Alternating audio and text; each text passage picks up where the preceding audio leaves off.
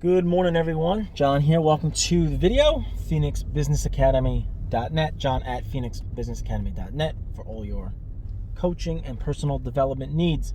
Today, I want to start a series about objection handling. So, in every sales process, there's most likely going to be objections. Very rarely do you get a laydown where there's absolutely no objections. Everything goes according to plan. Everything is perfect. Prospect agrees on everything you have to say. You're able to solve all the prospect's needs. Price is right, budget's right, timing's right. Boom, it lines up. And it's like lightning in a bottle. You're ready to rock and roll with a sale. Great.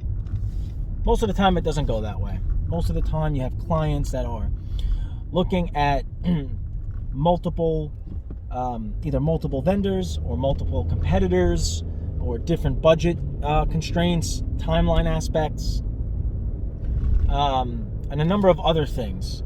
So I want to talk about and address some of the most common objections that salespeople get. So we're going to do a series of this and really expound on each objection. So the first objection is, or the most common objection is usually price. And that's for a number of reasons. Either your value in what you're offering is not exceeding the client's perception to justify paying that price, or it's a front for another objection. And so, just a little camera adjustment there.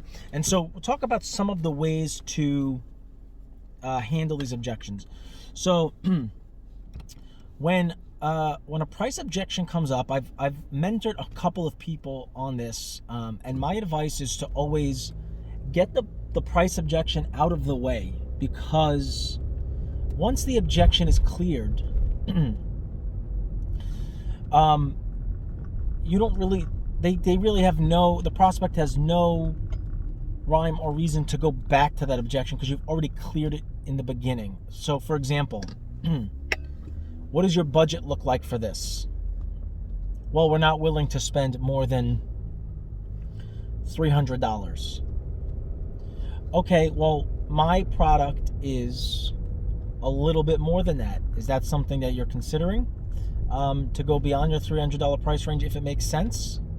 If they say yes, then you really have to show some value in why you're justified, why they're going to be justified in spending more money. If they say no, then there's no point in going on with that particular sales pitch unless there's another product you can bump them down to.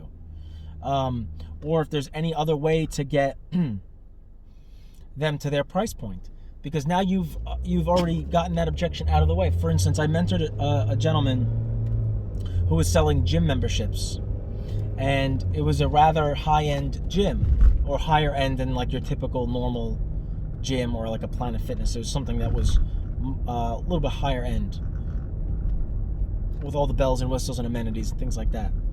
And so he'd do the whole entire pitch, the tour, everything, and then they'd say it's too much money.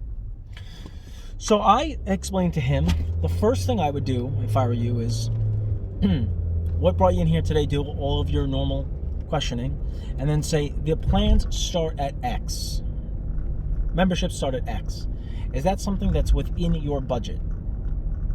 If they say no, there's no reason to continue. You're just wasting your time. You can get on to the next prospect. If they're on the fence, then you have a chance. But if they say no, there's no point in sticker shocking them and trying to force a square peg into a round hole. It's just not going to work.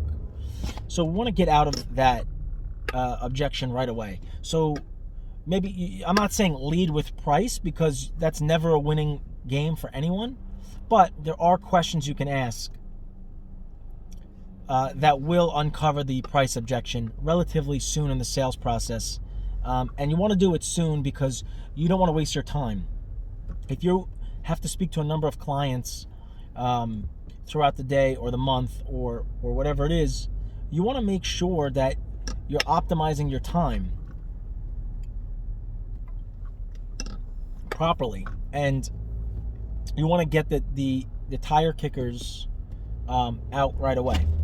So what does your budget look like? Is a great question to ask, because it gives you an idea of the price range that they're in. If they say 500 and you're at 515, let's say, you can work with that. But if they say 200 and your price is 500, here's a great example. I sell dash cameras for a living. That's my main job. Okay? I head up global sales for a New York-based manufacturer for fleet safety equipment, and I run the vertical market for connected solutions. My dash camera is going to be anywhere between $500 and $700, and the reason there's such a long stretch in price is it depends on volume and other things that they might need for the solution to work optimally in their vehicle. When I ask somebody what their budget is, and they tell me $200, I know already I'm fighting an uphill battle. And I'll tell them, my camera's more than $200. It's between the $500 and $700 price range. Is there any reason for us to continue this conversation? And I'm not being rude, but if they only want to spend $200, I know I'm not going to be able to get to $200 because it costs $500. So that's one way to do it. Another way to do is, what are you looking for today? Because so what is your budget? $200. Great. What are you looking for today? Well, I need this feature, this feature, this feature, this feature, and this feature. If you're an educated salesperson, which you should be in your industry, you should be the expert. You know that there are companies that even your competitors that can't offer all of the features they've listed for that price. So a great way to get around that is, what are you looking for today? I need X, Y, and Z. Oh, okay, well, based on your needs of X, Y, and Z and your budget of this, there really aren't many, if any, that I know of, people that can offer X, Y, and Z for that price. And now we can start to really uncover the real objection. So price is always an objection, but it's an objection when the value, either the value of what you're selling isn't justified in the client's mind, which happens a lot. But it also happens from uneducated consumers. And sometimes guys, believe it or not, and ladies, consumers aren't educated. And that's our job as salespeople, is to educate them on what's in the market.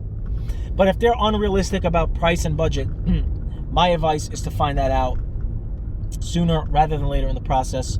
What's your budget? What are you looking for? And what's your timeline? These are all things that can be wrapped up into the budget question and to uncover price. That's the name of the game, man, is uncovering the objections. We want to be able to solve our client's problem, but it has to be win-win. We can't sell at a loss because we don't make any money, the company doesn't make any money, and at the end of the day, if you're selling at a loss, the client's not winning, because 9 times out of 10, if you're selling something at a loss to a client, I don't think your service level is going to be top notch with them. It's just not. And usually if you sell at a loss just to get the deal, the client could be high needs situation where they need a lot of attention, a lot of hand holding. And are you willing to give up all that time to help them to sell at a loss? I mean, you shouldn't be. Your time is valuable. Their time is valuable. If it doesn't fit, it doesn't fit. There's no reason to force it, is what I'm saying. So that would be my number one way to uncover the price objection. What's your budget? What are you looking for? Right? Those are great questions to ask because it really helps you uncover exactly where you need to be. So get out in front of it, is my opinion, because I think it'll help you save a lot of time in the long run, and it'll also help to make sure you're speaking to the right people to make this sale. Because you know, a lot of times price is a cover up because you're not speaking to the real decision maker. So you know, we talked about questions in the other series and other videos of basically, is there anybody else involved in the decision-making process for this? If they say yes, then you know they can't make a decision based on the price anyway. So they're just going to take that information back. So those are good questions to ask, because what a purchaser wants, and a lot of times purchasers make these calls to find out information, or office managers, or you know, other people that aren't the full or only decision maker are in there to get the best price, because that's what they care about.